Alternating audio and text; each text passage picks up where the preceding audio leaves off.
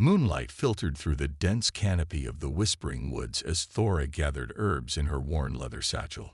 Her fingers traced the rough bark of an ancient oak tree, sensing the faint pulse of magic that ordinary people couldn't perceive. In the kingdom of Lanera, such sensitivity to magical energies was considered a crime, but Thora had long ago accepted the risk of using her gift to heal others. The night air carried the metallic scent of blood, interrupting her careful harvesting of moonflowers. Thora froze, her heart quickening as she listened for movement in the shadows. As the kingdom's most wanted healer, she had learned to trust her instincts about danger. But something about this feeling was different, an energy she had never encountered before. Following the trail of disturbed vegetation and scattered blood drops, Thora discovered a man lying unconscious near a stream. His black hair was matted with blood, and his clothing bore strange markings she had never seen in Lanera. But it was the ethereal energy radiating from him that made her breath catch. Power that felt ancient and decidedly inhuman. "Who are you?" she whispered, kneeling beside him. Her magic responded to his presence, tingling beneath her skin with recognition of something both dangerous and extraordinary. The stranger's eyes flew open at her touch, revealing irises of such a deep purple they seemed to hold galaxies within them. He tried to move but fell back with a grunt of pain. "Stay still," Thora commanded, professional instincts taking over despite her uncertainty. "You've lost blood." Her hands moved to examine his wounds, but he caught her wrist with surprising strength. "Leave me," he rasped. "You don't understand what I am." Thora met his gaze steadily. "I understand you're injured, and I'm a healer. The rest can wait." She gently but firmly pulled her hand free and began cleaning the worst of his wounds. The stranger watched her with a mixture of wariness and wonder as her magic sparked to life, green healing energy flowing from her fingers into his torn flesh. "You practice magic openly?" he asked, voice rough with pain and surprise. "In Lanera?" "Not openly," Thora replied, continuing her work. "But I won't let fear stop me from helping those in need." She paused, studying the unusual way his wounds seemed to resist her healing. "Though I admit, your injuries are unlike any I've treated before." A bitter smile crossed his face. "That's because they were made by weapons specifically designed to harm my kind." His eyes closed briefly in pain. "My name is Raven, and I should warn you, helping me could bring you more trouble than you imagine." Before Thora could respond, horns sounded in the distance, the signal that Commander Darius's forces were beginning their nightly patrol for magic users and other threats to the kingdom. Raven tried to rise again, but his wounds were too severe. "We need to move," Thora said, making a swift decision. "My cottage isn't far. Can you walk with support?" "You would shelter me?" Raven asked, disbelief clear in his voice. "You don't even know what I am." Thora smiled grimly as she helped him to his feet. "I know enough. You're someone in need of healing, and that's all that matters right now." She wrapped his arm around her shoulders, supporting his weight. "Though I suspect there's quite a story behind how a shape-shifting dragon ended up bleeding in my forest." Raven stiffened. "How did you?" "I'm a healer who sees magic," Thora interrupted, already guiding them through the shadows of the forest. "Your energy signature isn't human, and there are legends about dragons who can take human form. I grew up reading every forbidden book about magic I could find." She glanced at him. "Don't worry, your secret is safe with me." They moved slowly through the darkness, pausing whenever patrol lights swept through the trees. Thora's cottage lay hidden in a valley, protected by clever illusions and the natural cover of the forest. As they finally reached its door, Raven's breathing had grown labored, and fresh blood stained his side. "Almost there," Thora murmured, helping him inside. The cottage was small but neat, filled with dried herbs and bottles of healing potions. She helped Raven onto a bed near the hearth, where firelight revealed the full extent of his injuries. "Rest now. You're safe here." Raven caught her hand as she turned to gather supplies. Why? He asked simply. Why help me when discovering what I am should send you running in terror? Thora squeezed his hand gently before pulling away. Because I learned long ago that the things people fear most are often the things they understand least. She began mixing herbs for a healing potion. Besides, I'm curious about your story. It's not every day I find an injured dragon prince in my forest. His eyes widened. How did you know I was? The markings on your clothing, she explained. They're royal insignias, though not from any human kingdom I know of. She handed him a cup of steaming liquid. Drink this.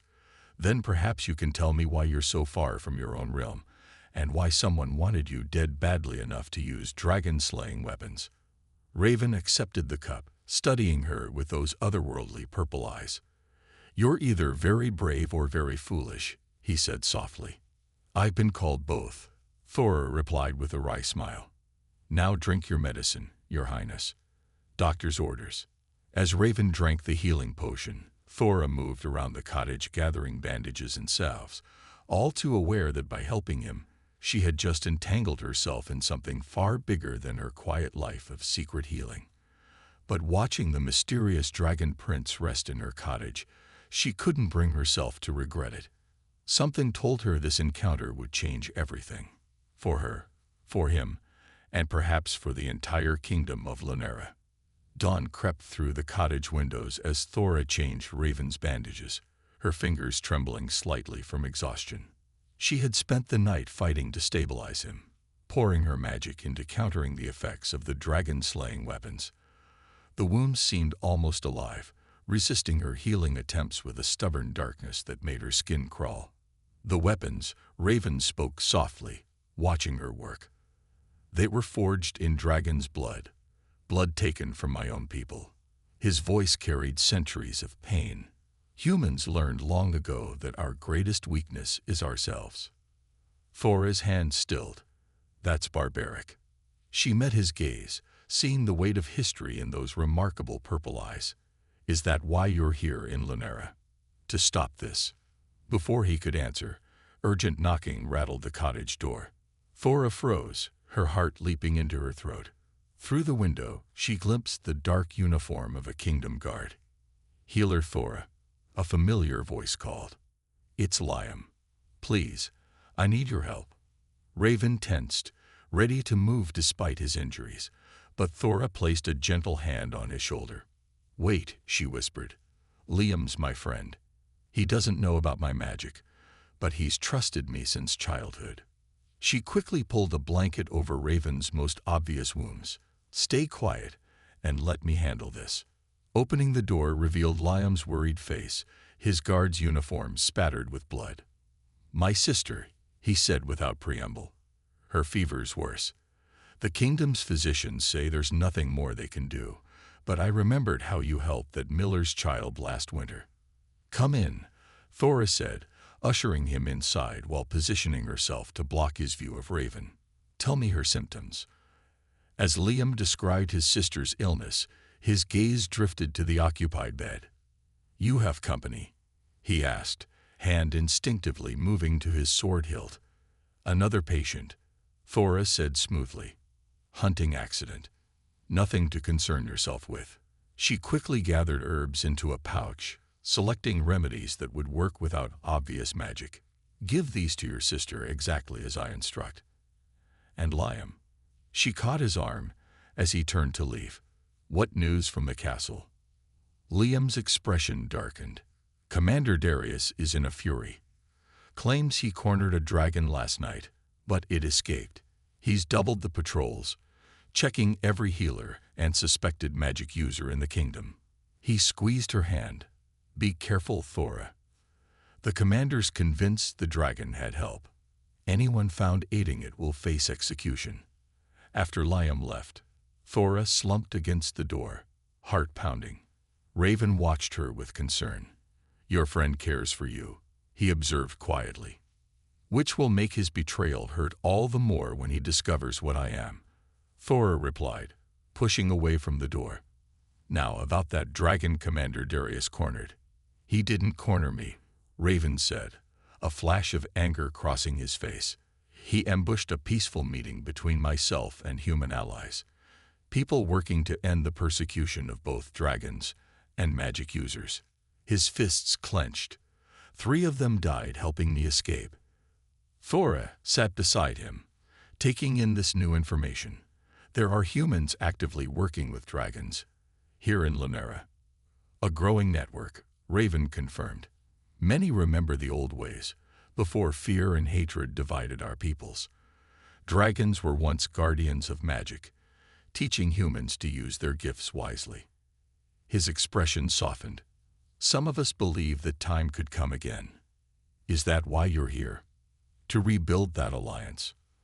I'm here because my younger sister disappeared in Lunera 3 months ago, Raven revealed. Willow was working with the human resistance, but her last message warned of a plot within Commander Darius's forces, something worse than dragon-slaying weapons. He met Thora's gaze. They're developing a way to drain magic completely, from both dragons and human magic users, a permanent solution to their problem. Horror crept through Thora's veins like ice. That's impossible. Magic is life force itself. Draining it would kill us. Yes, Raven's voice was grim. That's precisely their intention. Before Thora could respond, magic flickered at the edges of her awareness, a warning. Someone was approaching, someone with power that made her wards shiver.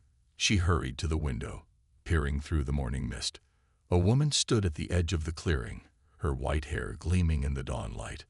Though she appeared human, her magical signature was similar to Raven's. The Dragon Prince struggled to sit up, recognition flooding his face. Elder Naira, he breathed. But how did she find? Your wombs are broadcasting your presence to anyone with the power to sense them, the woman called, her voice carrying easily to the cottage. Lucky for you, I reached you before Darius's magic hunters did, her piercing gold eyes fixed on Thora. Girl, if you value your life, step away from him now. You don't understand what's coming. Thora straightened her spine, drawing on years of defying authority. I understand that my patient needs healing, and I swore an oath to help those in need. She felt Raven's surprised gaze on her back. If you're here to help, you're welcome. If not, my wards may be simple, but they'll hold long enough to warn us of an attack. Elder Naira's laugh was unexpected and rich with genuine amusement. Careful, young prince, she said to Raven. This one has fire in her soul. She might actually be worthy of the storm she's walking into. The dragon elder's form shimmered, revealing hints of scales beneath her human disguise. Let me in, healer. We have much to discuss, and very little time. As Thora moved to adjust her wards, she caught Raven watching her with an expression that made her heart skip. Admiration, certainly, but something else too. Something that felt dangerous and thrilling and inevitable all at once. Elder Naira was right about one thing. Thora was walking into a storm. But looking at Raven, she couldn't help feeling that some storms were worth the risk. A week had passed since Elder Naira's arrival, and Thora's quiet cottage had become a center of clandestine activity. As Raven's strength returned, more visitors arrived under cover of darkness. Resistance members seeking healing, bringing news, or delivering messages in codes Thora was only beginning to understand. Tonight, she watched from her herb garden as Raven practiced shifting forms in the moonlight.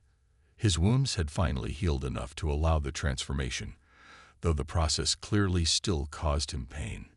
Even so, the sight of him changing from man to dragon left her breathless, scales shimmering like black opals, wings unfurling against the star-filled sky.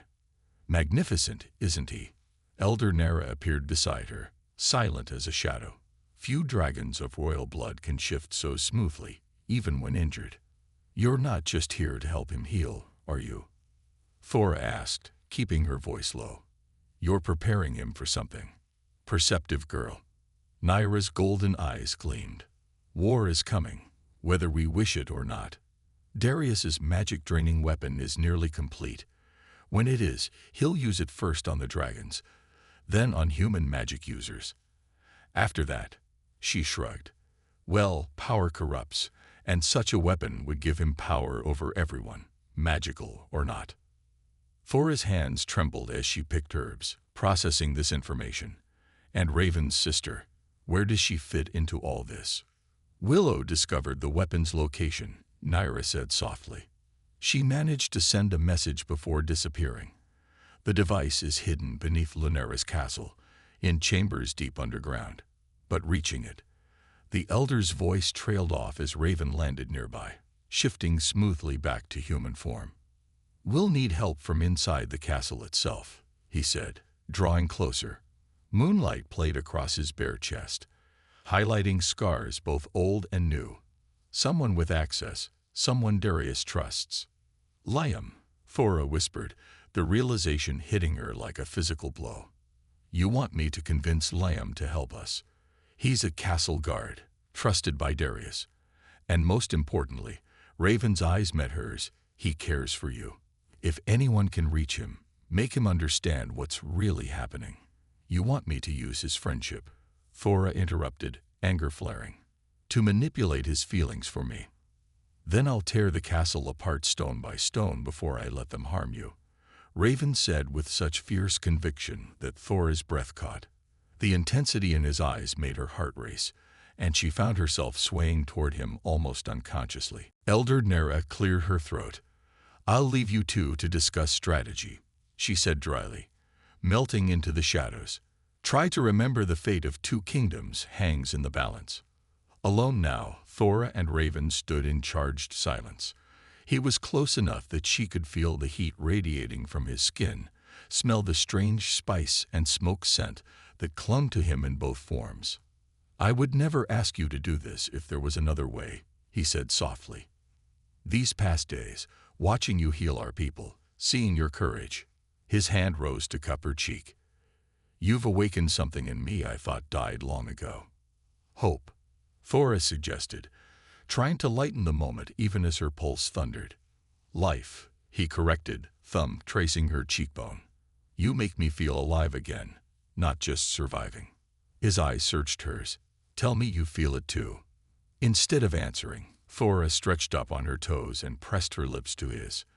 The kiss was gentle at first, tentative, but quickly deepened as Raven pulled her closer. Heat bloomed wherever they touched, and Thora felt her magic responding to his, creating sparks of light that danced around them like fireflies. A twig snapped in the forest. They broke apart as Liam stepped into the clearing, his face a mask of shock and betrayal. Thora. His hand went to his sword. Step away from him. Now. Liam. Wait. Thora started, but he was already drawing his blade. That's him, isn't it? The dragon Darius is hunting. Liam's voice shook.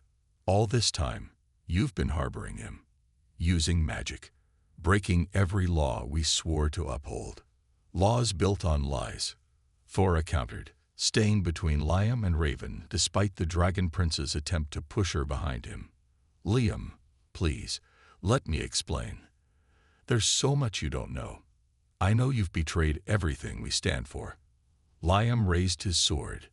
Don't make this harder than it has to be. If you want her, Raven growled, his eyes beginning to glow with inner fire, you'll have to go through me. Both of you, stop. Thora's magic flared, creating a barrier between them. Liam, look at me. Remember when we were children, how you used to say I had healing hands. That wasn't just skill. It was magic. Magic I've used to help people, including your sister. Liam faltered. My sister would have died without magical healing. Thora finished gently. Magic isn't evil, Liam. Neither are dragons. But what Darius is planning, that truly is evil. Please, just listen. Give us a chance to show you the truth. For a long moment, the clearing was silent except for the wind in the trees. Then, slowly, Liam lowered his sword. Talk fast, he said, his voice rough with emotion. And understand this, I'm listening for her sake, not yours. He glared at Raven. If anything you say feels like a lie, if any harm comes to her because of you, you'll have to get in line. Raven replied grimly. There are already plenty of people who want me dead." As they moved toward the cottage, Thora felt the weight of the moment pressing down on her. Everything hinged on this conversation: her friendship with Liam, their chances of stopping Darius, and possibly the fate of both humans and dragons in Lanera. But when Raven's hand found hers, squeezing gently, she felt a surge of hope. Together, they had a chance to change everything. And maybe, just maybe, to prove that love truly could bridge any divide, even one between species. The dungeons beneath Lanera's castle stretched deeper than anyone had imagined. Thora followed Liam through the winding passages, her magic dimmed to avoid detection while her heart thundered in her chest. After 3 days of planning, they were finally attempting to infiltrate the castle's lowest levels, where Darius kept both his prisoners and his secrets. "The guard change happens in 2 minutes," Liam whispered, checking around a corner. "If your dragon friend's information is correct, Willow should be in the restricted cells at the very bottom." "She's there," Thora assured him, remembering the magical trace she'd detected earlier. "But she's not alone. There are others, magic users, and something else, something that feels wrong." The stone walls seemed to pulse with dark energy that made her skin crawl. Whatever Darius had created down here, it was an abomination against nature itself. A shadow passed overhead, Raven in dragon form, patrolling the castle's exterior with other resistance members as their distraction. The plan was simple but dangerous.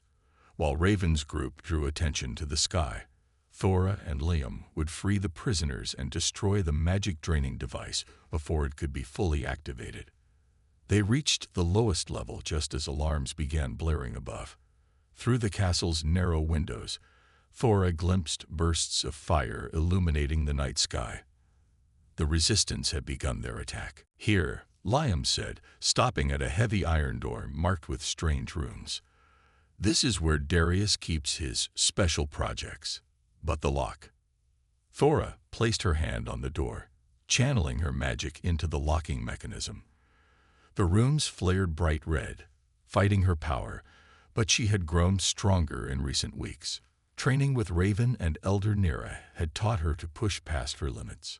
The lock shattered. Inside, they found rows of cells carved with magic-suppressing symbols. Most contained human magic users, weak and drained but alive. In the furthest cell, a woman with Raven's distinctive purple eyes lay curled on her side. "Willow," Thora breathed, rushing to the cell. The dragon princess was pale and thin, but her eyes blazed with defiance as she looked up. "You're Thora," Willow said weakly. "I can sense my brother's magic on you. He finally found someone worth fighting for, did he?" Before Thora could respond, a slow clap echoed through the dungeon. Commander Darius stepped from the shadows, his silver armor gleaming in the torchlight. How touching. The healer and the guard, come to save their precious magical friends. His smile was cruel. "Did you really think I wouldn't be waiting?" Soldiers emerged from hidden alcoves, weapons trained on them.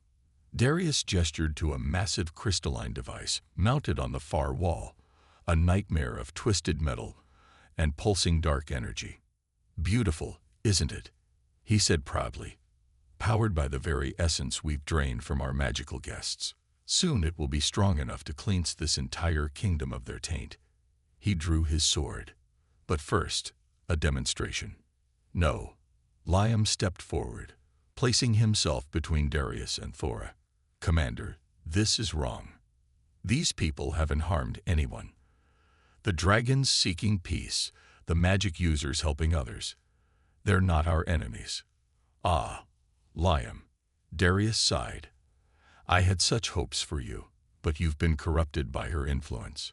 He raised his hand, revealing a control crystal. "Perhaps you need a reminder of where your true loyalty lies." The device hummed to life, tendrils of dark energy reaching for Thora. She tried to raise a magical shield, but the energy pierced through her defenses like they were mist. Pain unlike anything she'd ever known ripped through her body as her magic was forcibly torn away. Through the haze of agony, she heard Willow screaming, felt Liam trying to reach her, But it was like drowning, sinking into a void where her magic, her very life force, was being stripped away. Then the ceiling exploded. Raven burst through the stone in dragon form, his roar shaking the foundations of the castle itself. Behind him came other dragons, their combined power shattering the dungeon's magical barriers. Elder Nera swept in, her golden scales blazing like sunlight in the darkness. Now, Thora, Raven's voice echoed in her mind. Use our connection. Through their bond, forged by love and strengthened by shared magic, Thora felt Raven's power flowing into her. She reached out, not to shield or heal, but to destroy. The magic-draining device screamed as her power slammed into it, the crystal housing cracking under the assault. No, Darius lunged for the control crystal, but Liam was faster. The guard knocked it from his commander's hand, sending it skittering across the floor where Willow, summoning the last of her strength, crushed it beneath her heel. The device exploded in a cascade of dark energy and shattered crystal. As its power released, magic flooded back into those it had drained. Thora felt her own magic return like a tidal wave, nearly overwhelming her senses. Darius, his weapon destroyed, backed away from the advancing dragons. This changes nothing, he snarled. The people will never accept your kind among them. They'll always fear what they don't understand. Then we'll help them understand, Thora said, standing with Raven's support. Fear comes from ignorance, but knowledge. She gestured to Liam, who stood proudly beside her. Knowledge can change everything. The commander's eyes darted around, seeking escape, but found only dragons and freed prisoners blocking every exit. His shoulders slumped in defeat as Liam stepped forward to arrest his former leader. As the prisoners were freed and the wounded tended to, Thora leaned against Raven's scaled side, exhausted but triumphant.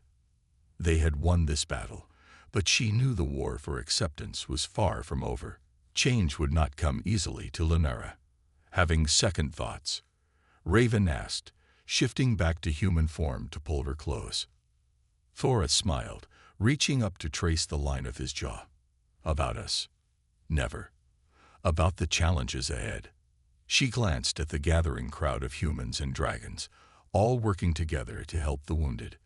Those won't be easy, but nothing worth fighting forever is. Above them, through the hole in the castle ceiling, the first light of dawn painted the sky in shades of hope. Spring bloomed over Lunara as the kingdom struggled with transformation. In the 3 months since Darius's defeat, dragons had emerged from hiding, magic users practiced their arts openly, and humans grappled with changing everything they had been taught to believe. Thora stood on her cottage's newly expanded balcony, watching a young dragon teaching human children to weave simple magic in the meadow below. The scene would have been unthinkable just months ago, yet here it was, proof that change, while difficult, was possible. Still worrying, Raven's arms slipped around her waist as he joined her at the railing. The council meets tomorrow to vote on the new laws. Thanks to Queen Marlowe's support, they're almost certain to pass.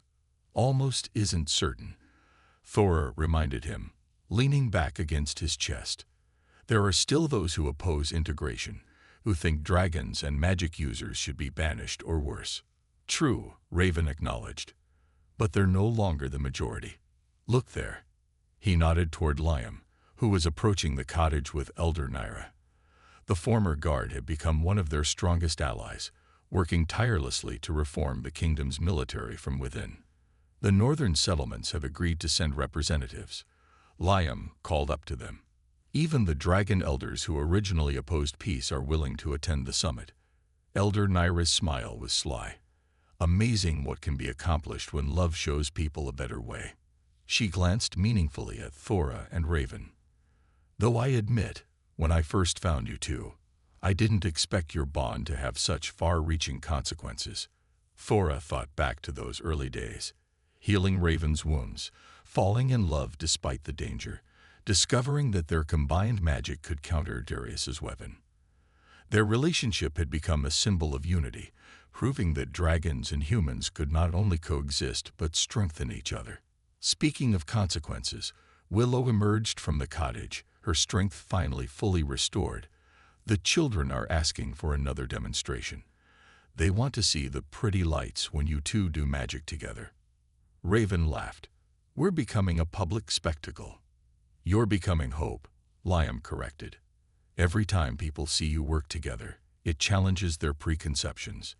Even the most hardened critics can't deny the beauty of unified magic. As if to prove his point, a commotion arose from the meadow. One of the children had accidentally sparked a small magical fire, panic clear on their face. Before anyone could react, Thora was moving, her magic reaching out instinctively.